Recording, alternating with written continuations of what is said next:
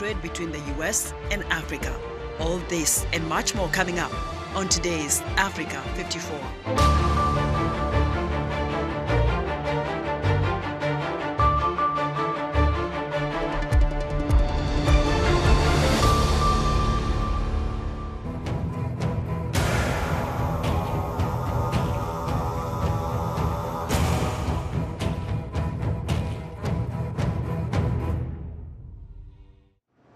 Israel's growing air and ground assault in southern Gaza is displacing tens of thousands more Palestinians and deepening the territory's dire humanitarian crisis.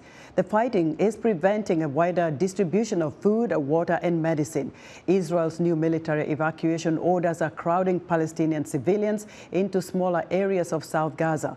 The United Nations says nearly 2 million people, more than 80% of Gaza's population, have been driven from their homes since the start of the Israel-Hamas war. The UN also says that all telecom services have been shut down due to cuts in the main fiber routes. Huge plumes of smoke could be seen rising over the central and northern Gaza Strip on Wednesday, with Israeli military vehicles moving in border areas and Israeli warplanes bombing targets across the densely populated coastal enclave. Palestinian medics say hospitals are overflowing with dead and wounded, many of them women and children, and supplies are running out.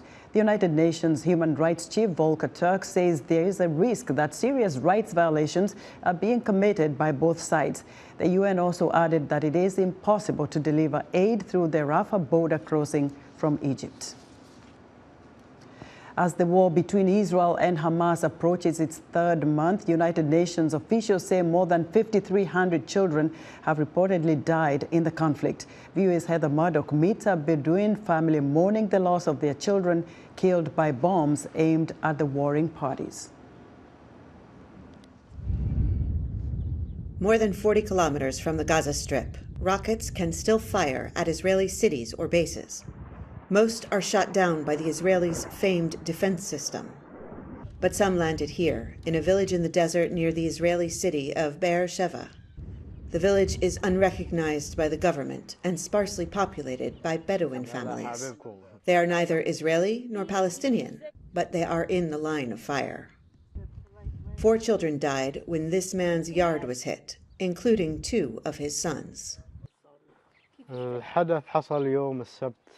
It happened on a Saturday. We were safe until 6 in the morning when the first missile hit.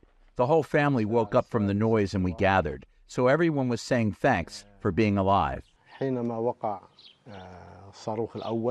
After 40 minutes, as the adults discussed the attack, another rocket landed, killing 2 16-year-old boys and 2 11-year-olds. They were 2 of Ibrahim's sons and 2 of his nephews. And after 2 months of war in Gaza, thousands of children are dead. UNICEF says Gaza is once again the world's most dangerous place to be a child. And as battles resume in force after a week-long ceasefire, hospitals in Gaza are overwhelmed, without the resources or even safe places to treat the injured. During the 7-day break, more than 100 hostages held in Gaza were released, including 30 children, according to UNICEF, while Israel released about 240 detainees, nearly 45% under 18 years old, according to the New York Times. But the ceasefire ended with renewed attacks in Gaza and a new round of skyrocketing deaths. UNICEF says they expect hundreds of children to die every day. Neither side has shown a reason for hope for another ceasefire soon. In Israeli cities and towns, in the occupied West Bank, and here in villages between the two, residents say despite the conflict, or sometimes because of the conflict, they are determined not to leave. We thank God and we will not run away. We are part of this place and we will remain here until God's will. He says this land lies between an Israeli city and a military airfield, but it is far enough from both that he cannot guess where the rockets that killed his sons were aimed. His children, he emphasizes, were no more involved in the making of this war than the children in Gaza. Heather Murdoch, VOA News, outside Be'er Sheva in Israel. The Israel-Hamas war is taking a toll on families from both sides. Shai Wenkert is an Israeli who spoke to me about his 22-year-old son who was taken hostage by Hamas on October 7th. He talks about his son's battle with colitis disease and the impact this has had on his family. Since the 7th of October, we don't know about Omer. Omer has a colitis disease. It's a chronic disease of the stomach, and it's getting severe when he's in a stress situation, like I believe he is. And it's a stomach ache, and it's going to the toilet several of times every day. I don't know if he has this condition over there when he has. And I'm very worried about him. I don't think he's getting any medicine or any medical aid. So this is a situation that you can't imagine. You can't imagine even. What do you hear from the Israeli authorities regarding those that are still held hostage? Are you able to know where he might be? I didn't get any informed where Omer is staying. I don't know. I have no clue. I have only a video from the 7th of October, a video and a photo that Omer was kidnapped alive. And the photo we can see that he's not wounded, only scratch. At the video we can see they are beating him, and he's probably inside Gaza. Not probably, he's inside Gaza. We have also informed from the Israel officer IDF that Omer was kidnapped by the Hamas. So I don't know where he is. I don't. If anyone has information, I think they should give me, but I don't think they have enough information. I'm worried about Omer. I miss him a lot. I didn't see him 60 days. It's horrible to think about it. Tell me whether you have other children and how your wife has been holding up since your son was taken hostage. I have 2 more children. Omer is the oldest. I have Ran, is 18, and I have Maya, sister. She is 13 years old.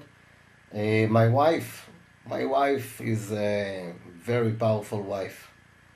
It's very difficult to handle like this, but she is doing everything, and we are doing everything with a lot of strength, a lot of power, and we believe Omer is coming back.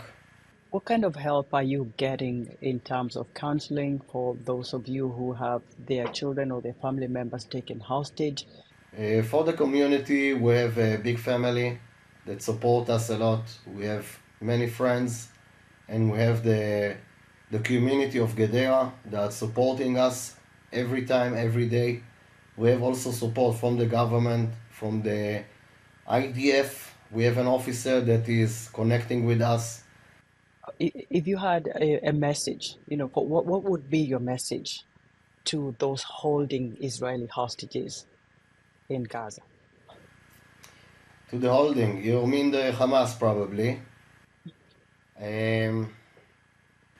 My son is a civilian, innocent boy that only went to a fest, and you are captive by terrorists and unbelievable and unimaginable things.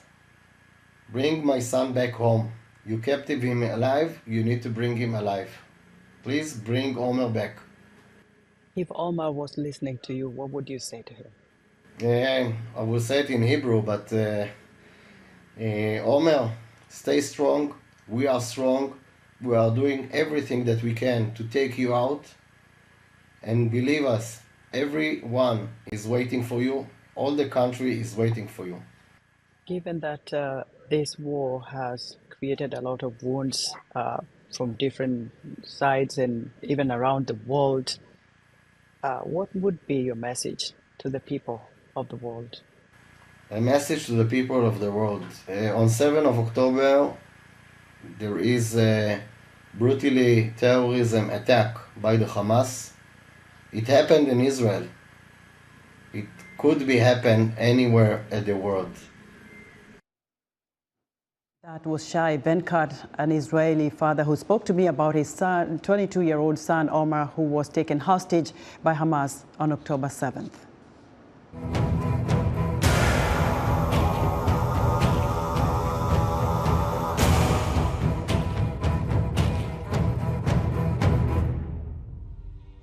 The COP28 climate summit in Dubai is getting heated as leaders debate how to rein in global warming amid accusations that the hosts have invited a record number of lobbyists from the fossil fuel industry.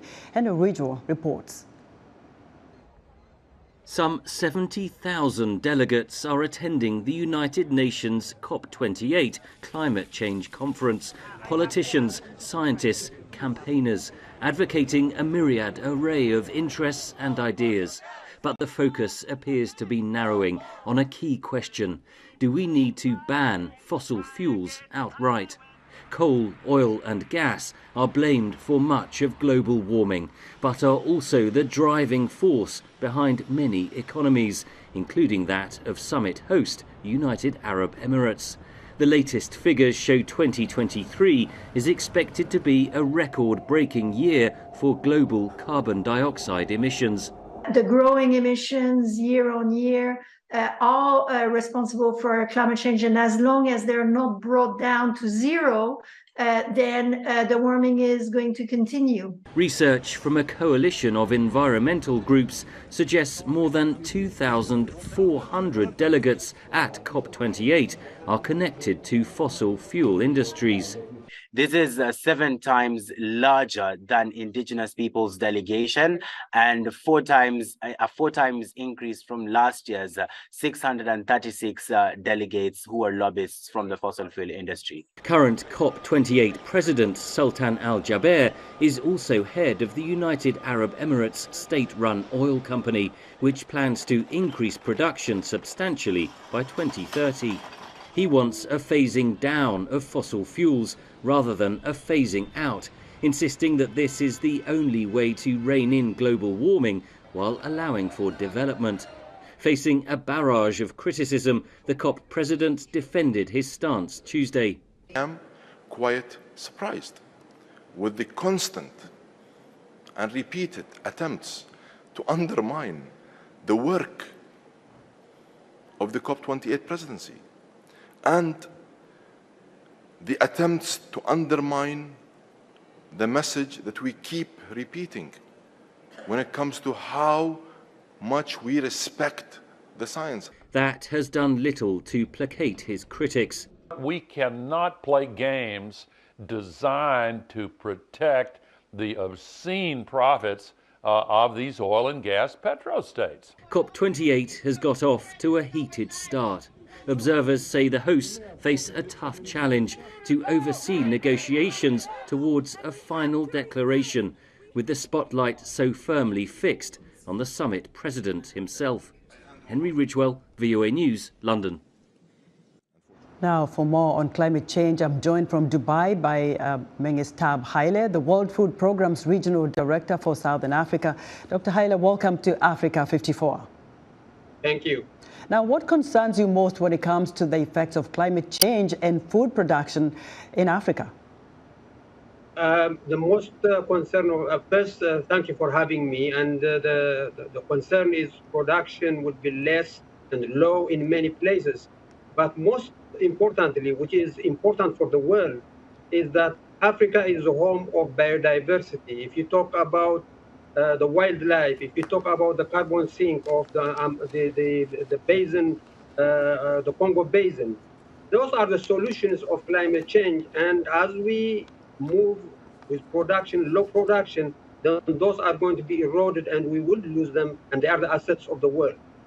The other bigger problem we're seeing, Dr. Haile, is that most urban cities in the continent are polluted. They are overcrowded. What are some of the practical ways and solutions that are sustainable, that can clean up the cities? What can people do to make sure that the environment is safe?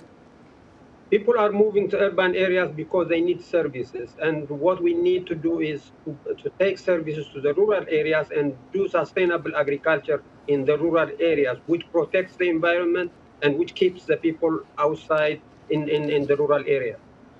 And what do you think the continent of Africa is going to take away from this COP28? We've had COP27 all of the years. We have this kind of climate summit. What is Africa taking out of this? Africa is taking from this, Africa is a solution as well as a victim.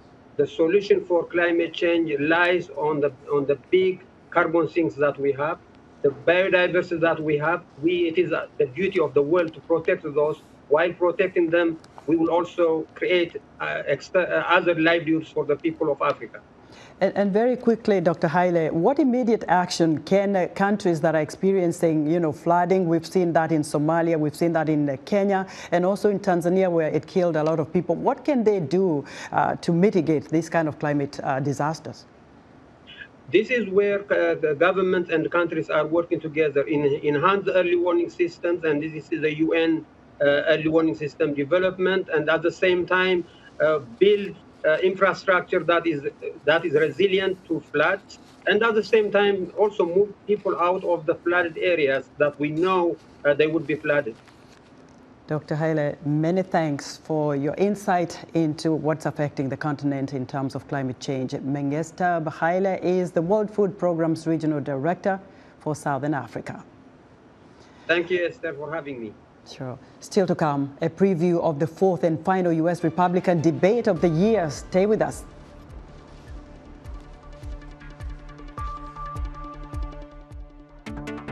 This week on Straight Talk Africa.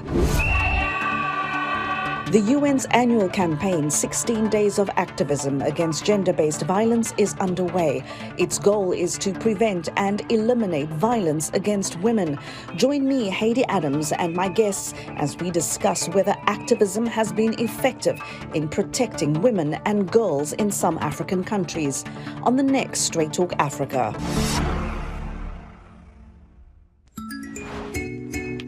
Africa for centuries has produced handmade, traditional and colorful fabric designs with elaborate prints and bold patterns. However, what is thought to be cheap Chinese-made African ethnic clothing is taking over the traditional market, forcing domestic textile industries out of market.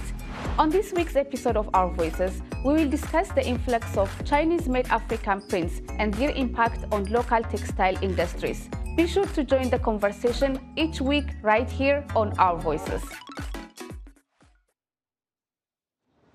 In other news, Zambia's disaster management unit says rescue workers have pulled out the first survivor of a December 1st landslide that inundated an open-pit copper mine and trapped at least 25 people who were working there without a permit. The government says the miners were trapped after heavy rains flooded the pit. In Chad and Mauritania, the two remaining members of West Africa's G5 Sahel alliance say they are paving the way to dissolving the anti-jihadist group after Burkina Faso and Niger announced their withdrawal last Saturday. The G5 Sahel was created in 2014 with an anti-jihadist force added in 2017, backed by France. Only 4 Republican presidential candidates have qualified to participate in Wednesday's final debate of the year. VOA senior Washington correspondent Caroline Persutti tells us what the candidates need to do to break out from the pack. When they gathered a month ago, 5 debated. And good evening, everyone. Welcome to the Republican presidential debate. Now, with stricter qualifications, the candidates have narrowed to 4 for the 4th debate. Each will have 2 critical goals: to break from the pack and to distinguish themselves from Donald Trump. So look for more attacks on the former president. Former New Jersey Governor Chris Christie has been branded as the never Trump candidate, but the others have shied away from angering Trump's voter base. Andra Gillespie is a political scientist at Emory University. I think the question and the difficulty has been identifying what are the issues and concerns that animate that Trump wing of the party. So either the wing of the party that is decidedly anti-Trump, or the people who voted for Trump because he was the Republican nominee, but they're not wedded to him and they might be open to the suggestion of voting for somebody else, particularly if Trump starts to look too embattled because of all of his legal issues. Despite those legal issues, which include 91 felony charges, Trump maintains a commanding lead. Last week's polling shows Trump with a 60% lead over Florida Governor Ron DeSantis and former U.S. Ambassador Nikki Haley. For the fourth time, though, Trump will not join the debate. New to discuss in Wednesday's debate will be the hostage releases in the Israel-Hamas war. The candidates share the same Republican Party line of supporting Israel, but look for them to fault Democratic President Joe Biden for not negotiating the release of more Americans. They could also differ on war tactics. Aaron Call is the director of debate at the University of Michigan. Yeah, I think, though, there will be a question kind of in the ceasefire and whether or not that should, exist or kind of, keep doing that and try to get more hostages back, or that if that's not successful, then there must allow offensive operation in Gaza to go forward in order to try to, get the hostages eventually gone. So it's just bad tactics for what's going to yield the best results. These candidates will have 2 hours Wednesday night to speak to Republican voters. The first state caucus vote is 6 weeks away. Carolyn Persutti, VOA News. The U.S. Africa Business Center is advocating for increased trade between the U.S. and Africa, focusing on leading the U.S. business community into more profound engagement with Africa's regional economic communities and the private sector. Our technology correspondent Paul Ndiho has more. Hello, Paul. Thanks, Esther. Joining me to discuss the U.S. Africa Business Center's engagement with African businesses and how the U.S. Chamber of Commerce is trying to connect with young business leaders across the continent is Kendra Gaither, President of the U.S. Africa Business Center and Senior Vice President at the U.S. Chamber of Commerce. Ms. Kendra Gaither, welcome to Africa 54. It's a pleasure to be here with you, Paul. First of all, congratulations on your appointment as the president of the chamber. Thank you very much. So let's start there. Tell us what you guys have been up to at the chamber. Sure. So our U.S. Africa Business Center is focused on really connecting the continent and the opportunities of the continent with the American business community. We were formed nearly a decade ago to really usher in more U.S. company engagement with the African private sector, but also to be partners with the African governments, regional institutions, and the AFCFTA as they look to attract international investment to the continent. About a year ago, the chamber was part and parcel of organizing the biggest summit that we've seen yet. You played an instrumental role there. Bring us up to speed. What is it that has happened since then? I'm glad you asked, because just yesterday, our U.S. Africa Business Center hosted a forum on advancing commercial partnerships between the U.S. and Africa for our shared prosperous future. And we really took a look at what had been achieved since December 2022 in so many areas of sectors of partnership, but really chief among it was that the commitment of the United States, represented by our members, to really show up strong, to demonstrate that the 2022 summit was more than just a moment, but it really is a reflection of that increased desire to be partners in Africa's growth story. So we took an audit, if you will, yesterday, looking at opportunities to work together with our African partners and the U.S. government to advance digital transformation, to support agricultural development. In fact, we released a white paper yesterday on ways in which business and government can work with international institutions to enable ecosystems to allow additional agricultural development, sustainable farming that will improve livelihoods and crop yields and address food security. But the conversation yesterday was really about how American companies are committed to the partnership. I'm glad to hear that because when I've talked to a lot of people on the continent, they say there's less engagement of American businesses with Africa. So you are working on that? Absolutely. I think for the number of countries on the continent, the number of opportunities that are there, the ingenuity, the dynamism, there can never be enough American companies on the continent as far as we're concerned. So we're continuing to raise our voice so that the presence is really continuously felt. And we have a network of American chambers of commerce across Africa who are helping us to do that. How about engagement with young people? Last year, you helped to pull off one of the biggest digital competitions on the continent. Are you planning to do something like that in the near future? We are very much committed to continuing that process. Last year, that historic digital innovation competition really allowed us to engage with young entrepreneurs from across Africa who are using that ingenuity, that dynamism, that innovation to solve problems. And that's what business does. Business looks at an issue, an entrepreneur, a founder looks at ways to solve it and really then makes that solution available to the world. So we want to invest in companies that are doing things like that, young startups, and we'll be looking to relaunch that process coming soon. How about the big picture, AGOA? Everybody talks about AGOA. There are some countries that have been dropped recently, but the U.S. continues to engage a lot of countries when it comes to AGOA. Your thoughts on that? So the U.S. Chamber of Commerce is a supporter of the AGOA initiative. The legislation is really critical in opening doors to economic development and building bridges.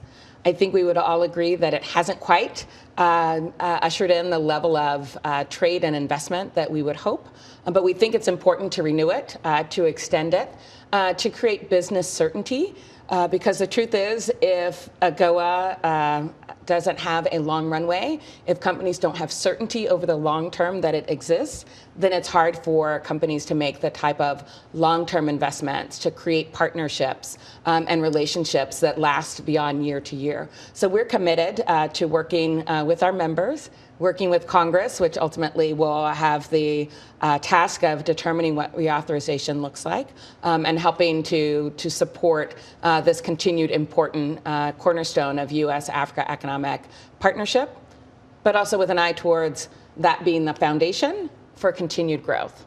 Very briefly, what does it take for people who want to be part of the AGOA network to tap into those resources to do business with you guys over here? So in each country where AGOA is, entrepreneurs are eligible to participate, various countries have taken efforts to develop activation plans to help support those entrepreneurs to be able to access the U.S. market. Our AmChams are active as well, convening conferences and seminars to help companies understand how to trade and invest with the U.S. Unfortunately, we've run out of time. Thank you so much, Ms. Kendra. It's a pleasure. I look forward to coming back. Yeah, thank you so much. Kendra Gaither is the president of the U.S. Business Center and senior vice president at the U.S. Chamber of Commerce. That's today's report. Back to you, Esther. Thank you very much, Paul. Be sure to join Paul Ndiho every Wednesday right here for another tech report on Africa 54. And that's our show for today. Be sure to watch Africa 54 on our website at voaafrica.com. From all of us here in Washington,